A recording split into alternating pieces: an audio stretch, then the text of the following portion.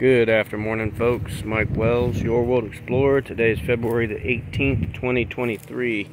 And right now we're going to look at the Prime Arc Freedom Blackberry that I have basically been neglecting. Now, it's only been watered twice this year, and then we got a couple of really good rains twice this year. And it's already February the 18th, so that should tell you the survivability of this Prime Arc Freedom here in Florida.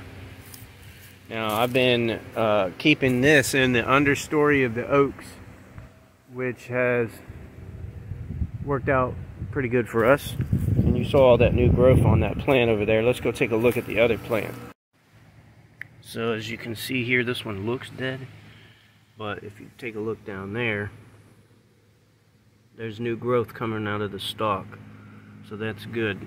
Now again, I've been neglecting these guys, so this proves that they can survive zone, I think it's 9B10A border.